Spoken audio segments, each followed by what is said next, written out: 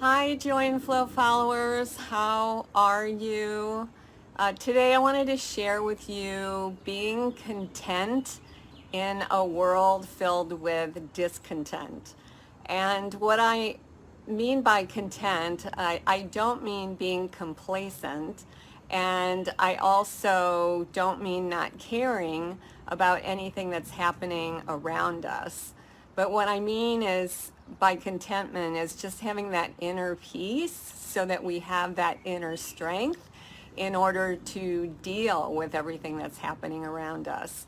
And when I think of the word content, I have to think of the Apostle Paul and what he said in Philippians 4:11, that I have learned in whatever state I am to be content. And the word content in Greek literally means to be sufficient to self or self-sufficient and competent to be independent of external circumstances and other people. And I always like to say that joy and flow are an inside job, and being content is an inside job.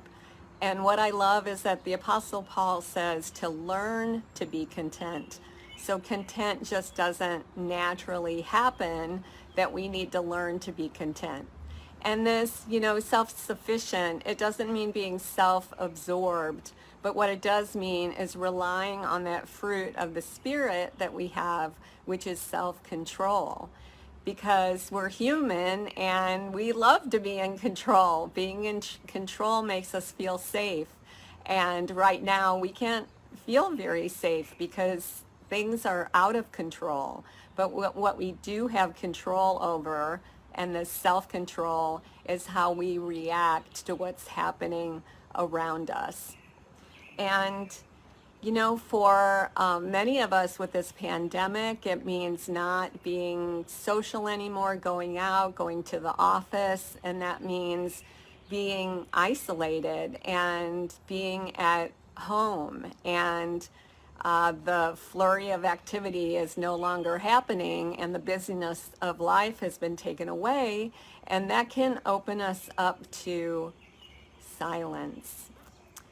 And some people love silence, and some people are terrified of silence, because what that can bring up are maybe feelings that you have been avoiding, that it's easy to be distracted in our world with stressing and striving and busyness, and not allowing those deep feelings or pain or trauma or things that we've experienced from the past to come to the surface, because it is easy for us to be distracted and to avoid them.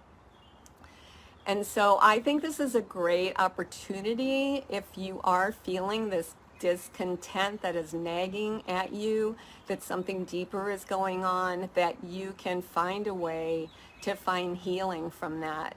And on this contentment front, I found some information that I thought was very helpful. I wanted to share with you.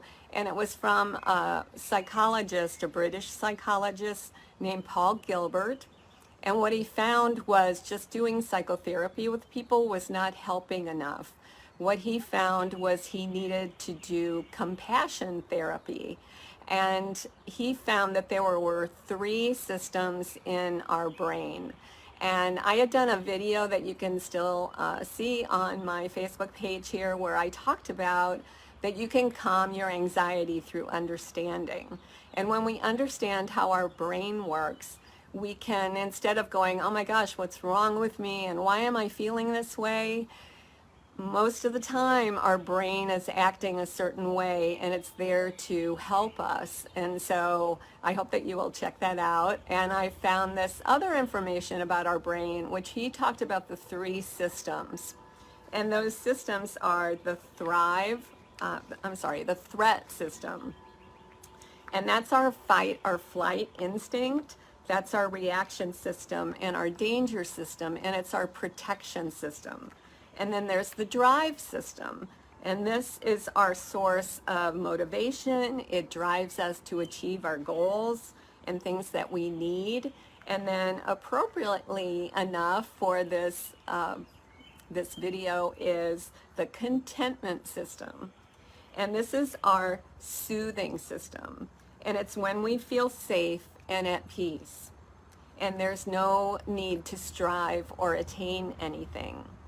And so unfortunately, if you're having those feelings, if you are feeling anxious and you are feeling that something is not right, then maybe when you were younger, if we were not provided, if our parents or people that took care of us had not provided us with soothing and with comfort, then we have no role models to do this self-soothing for ourselves. I know that was true for me because my father ended up being an alcoholic and bipolar and had these angry outbursts and was abusive towards my mother. And so my mother was coping in her own way, and I was being neglected there from my father. So I had no one to comfort me or to soothe me through this process. And if you've gone through any trauma, any bullying, anything like that, then you don't have this way for you to soothe yourself. So what happens is that these drives get all out of whack and they're out of balance. And you can either live from the threat system where you're constantly anxious, you're doubting yourself, you're not trusting yourself, you don't trust others, and you don't trust God.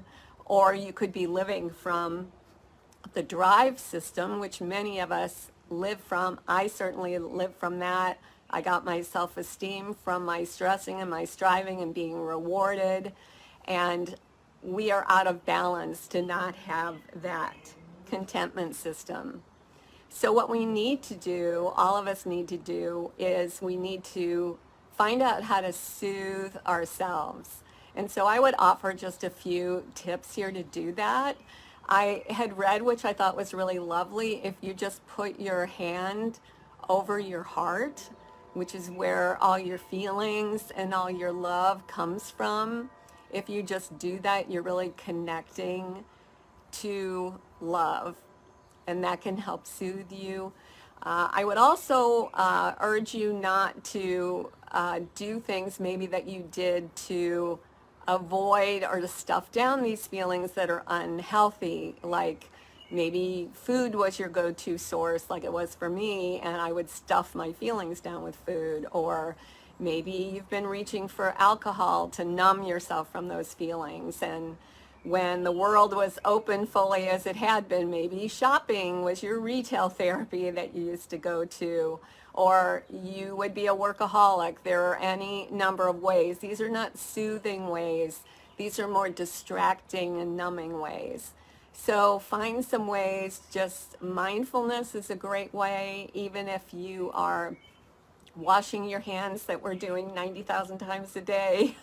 If you just focus on the water running on your hands, if you're just present and be grateful, if you start to do some negative self-talk, if you're starting to beat yourself up, which could be your go-to stance, stop yourself, say a verse maybe that you love. If you start to think that way, go, no, I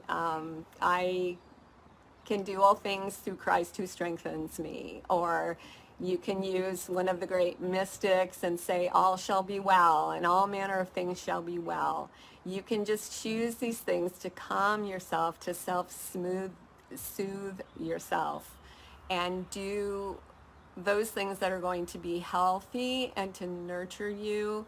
And this will also ignite the fruits of the Spirit that you do have within you, that you do possess already, which are joy and love and kindness and faithfulness and gentleness, especially gentleness towards yourself. So the soothing is a process. You may find something that works for a while, and then you may have to try something else. But I would urge you to take this time to make this an opportunity to journal these feelings out, to talk to someone My friend Danielle will say, if you don't deal with the feelings will deal with you. So I hope you look at this time as an opportunity that you can grow from this. So thank you all for watching. And I will always say, stay safe, stay well, stay encouraged. Bye for now.